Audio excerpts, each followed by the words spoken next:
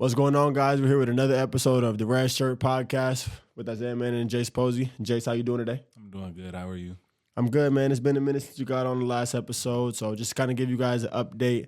We're getting started with everything. Season's wrapping up. I know we talked about it a little bit, but the regularity of episodes probably will go down somewhat in this period, but got a scrimmage coming up this weekend, Showmeyer Live, coming straight off that into some games, so it's really about to get lit. How you feeling? I'm really excited. It feels a lot different than last year when we were kind of a little more behind the scenes, but now we're kind of more up front. Right. So I'm excited to, do Showmeyer Live and play in the scrimmage and play games. So I'm looking forward to it all. And who you walking out with? Showmeyer Live. Leah Roberson. Yeah. Okay. So about you got you? anything planned with her? Any song, intro type vibe you want to do? I sent her a song. I'm not going to spoil the song yet. And, I probably got to talk to her some more about, like, a handshake or a little dance. She approved the song? I sent her the song. She said, is this what you want to do? So I don't know if she likes the song, but we're going to see if she agrees or not. Who you going out with? I'm going with Madison Connor, and I sent her a song. I think she said probably like absolutely not. Then I was like, why this song hard? And she was like, absolutely not. And I think she just said that like 3 times in a row. So she was not vibing with my song. But the song, by the way, was Perfect Timing by Shador Sanders, which I really think is a banger. But, people have been disagreeing with me on this lately. And it is what it is. I think it's a good song, man. But speaking of the women's team, we'll get into our rankings that came out in a little bit. Their rankings just came out. They received a lot of votes for the top 25, but they weren't in it.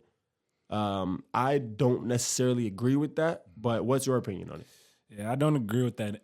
I don't agree with that at all. I've seen bits and pieces of their practice, and they seem pretty well put together. Yes. And they seem like they got some players and some dogs on their team, so it's kind of blowing my mind how they're not in anybody's top 25. Right. But, I'm ready for them to prove people wrong this season. Right. What have you seen from them? So first thing I want to say is just that I was a big fan of Coach Peebly when she was at TCU. I liked some of the things she did. I liked some of the players she brought in as people and as hoopers. And I thought it was a little bit unfortunate when she moved on to her next job. But with that being said, I think Mark Campbell he's really turned it around, and he's done insane things with the program. The transfers he brings in, I like the way he runs his practices. All of it I think is great. So big shout out to Mark. He's been going crazy over there. And I think that just like what he's put together roster-wise and the cohesion of the team's flow is elite. I don't understand how they're not top 25. They got one of the best, like Sedona's like a Lisa Leslie Award finalist.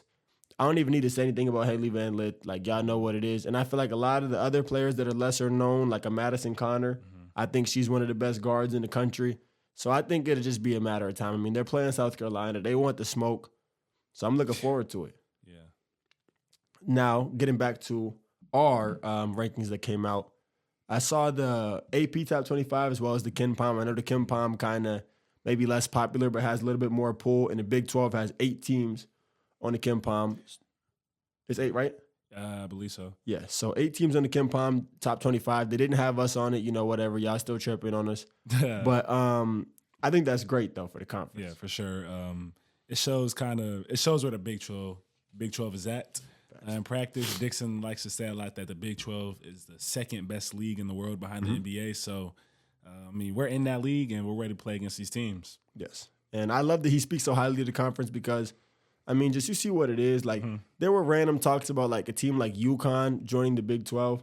Like, if there's any rumors going around like that, it means it's an elite basketball conference. Like, you don't even have to go, 8 teams top 25. Like, we got Arizona. We got Houston. We got Baylor. Iowa State. I don't even want to get to naming teams because, you really can't leave anybody out. Like, there's no off games. Like, I think everybody been saying it's supposed to be, like, whoever's not going to be that good this year. Like, you got to go into every Big 12 game fighting for your life because the other team going to do that. But I think it's great, though, because, I could say now I play in the second best league in the world. You know what I'm saying? Yeah. Like, you're a professional basketball player now in the NIL era. And so, like, sometimes it's nice to have perspective and take a step back outside your shoes and be like, what I'm doing right now is really kind of crazy. And we doing some crazy stuff. Yeah, and I feel like, tell me if this makes sense. I feel like Big 12 conference play is kind of like the NBA playoffs.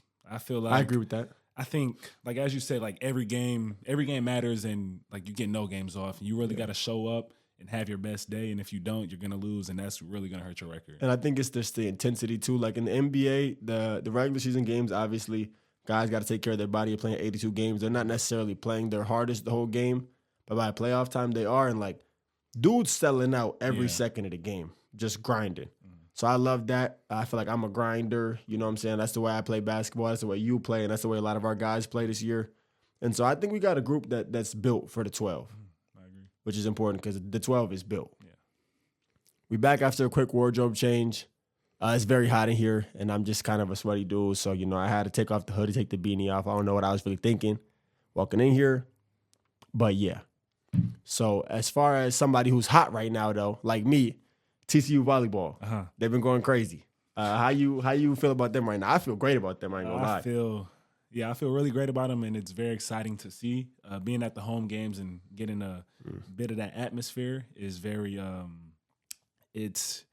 like the TCU culture. Right. When teams are doing good, everything is going well at TCU, and things have been going well for the volleyball team. Absolutely. They beat BYU recently, and BYU hasn't lost a home game in a while.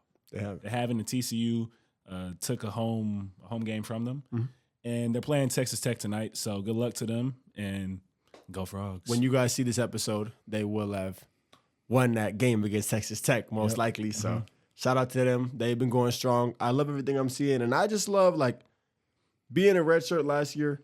Not a lot of people redshirted, but there were a lot of people that I feel like maybe not should have, but just that didn't play that much, you know. And seeing all the homies from our class that didn't get minutes, how they just then turned up this year, like it's great to see. Yeah. Like there's people like Lily was obviously a starter last year after a couple changes, but like now she's one of the better players. I'd seen Jubes getting in the mix a little bit. They got the freshman playing roles. Alice plays a lot, and so does Evan. Yeah. So that's been great to see, and I'm just really proud of them. They've been doing their thing, and I hope to see more success from them. Also on the women's side, our soccer team been going crazy. Yeah. I know 7, which first off, just off the strength of her being named 7 and wearing number 7, she's probably like got the most aura at TCU. Plus 1,000 aura. And then she got like National Player of the Week, plus 1 million aura. They team top 10. Yeah. They got some aura going on over their soccer team. So shout out to them. We got to get out to more of their games this year. We watched a couple last year. Yeah. But they're number 8 in the coaches poll. Number 8 in the coaches poll, which the volleyball team is 18th in the AVCA. Yeah. So they lit. TCU is on the map again like it was a couple years ago. We got to continue that steamroll. And I love that we got basically like floor level expectations. Yeah. And so I think that there's just so much room for us to really shock people. I agree. Speaking of rankings, formerly number 1 ranked team Alabama lost to unranked Vanderbilt. And how does that make you feel about kind of the ranking system and college football? Well, one, I'm just related to TCU in terms of I think that rankings, they matter. They have metric value, but they don't matter when the game starts. You know what I'm saying? So I think that in football especially, dudes going their hardest every time. They don't really care about that ranking. And I'm honestly kind of glad that a school like Vandy got on the map a little bit because I saw something about the fact that maybe Saban had said that they were like, basically every SEC environment is crazy, but Vanderbilt, people kind of gave him a little bit of shit for that, but I understood why he said that because there were way more Alabama fans at the game than Vanderbilt fans. And that happens almost every game. I think I was reading something about how like the way their ticket sales are set up, a lot of away fans just get tickets. So I think it was dope for them to do that. I saw something about, you told me about it, the quarterback getting like 70 tickets. That's crazy. Yeah. How?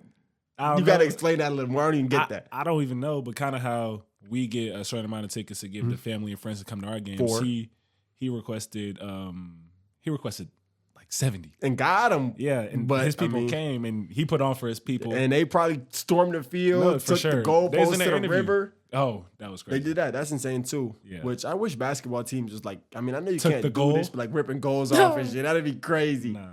But that's dope though for them, and I think I saw one. They won again against Kentucky, and then as well, Bama almost lost again. So they need to lock in. I'm a Jalen Milroe fan, and I'm a what's the receivers they got? They got the one receiver that's like 12 years old. Yeah. Okay. He's nice though. Yeah, what is his name?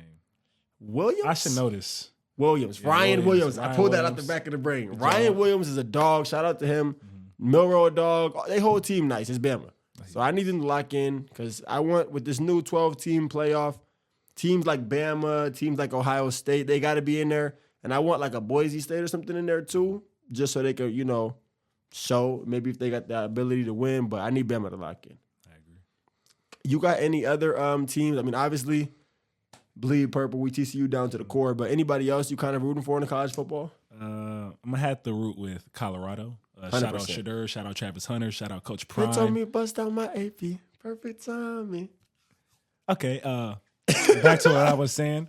Yeah, I'm rocking with Colorado. I like to see them do well. They lost to Kansas State recently, but at least their 2 losses have been against ranked teams. So Right. I don't think it hurts them too bad. One would always be nice, but I like to see them like really going towards the end of games, getting to the wire. Facts. Also, I been interacting with some dudes on Twitter about it because like the ball knowledge trend. I probably posted like Avery Johnson because he's like an old. He coached for a little bit. He was a point guard, played for the Spurs and stuff. And dudes thought I was talking about the K-State QB with the long hair. And they was like something like you can't be glazing other teams' QBs. And I didn't even know that was they had the same name. But speaking of Twitter, the Baylor Barstool follow me. I've been kind of interacting with the Baylor fans a little bit on there. I got a little wager going with one of them that if we beat him in football, he gotta like buy one of my jerseys, and if they beat us, I'm gonna get him like a ticket to the game or something. So I like that they got some cool fans on there. Somebody said something to me today. They were just like, "It's nice that you're on Twitter a lot, and you're not scared of the like constructive criticism that you'll inevitably face for being on social media so much." And I'm just like, dude, like, I think I responded and just said, "Jamie Dixon is my head coach." I'm not really too worried about what anybody's saying to me because just trust me, like I've heard worse on a daily basis. So people don't really get that, but he be going ham. Yeah. I love seeing you on Twitter interacting with the fans. It makes me smile. I feel like a proud father just seeing you handle your business. That's how I feel when like I'm just walking around campus and like don't start this. Just 'Cause I know what you somebody about to say. I know what you about to sees say. Jace Posey and they just light up. Just Jace, can I get a picture with you, big dog? Jace, like, Jace, you lit. We go to Toppers. Shout out, oh my gosh. Shout out Toppers Pizza. They food is fire.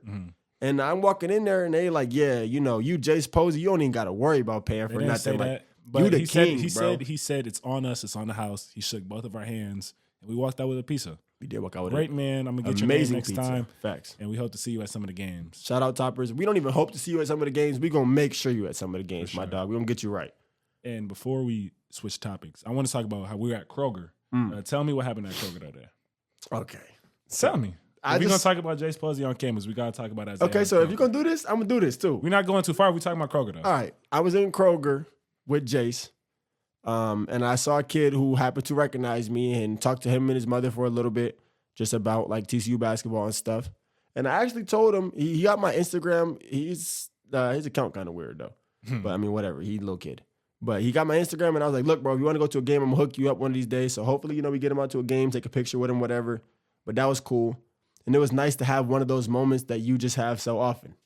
But I'm going to leave it at that. Though. Okay. But I appreciate, like sincerely though, me interacting with fans on Twitter. I think both of us do a great job, and really our entire team does, especially like a dude like Earn. Yeah. Of just like interacting with fans. And I think it's so key.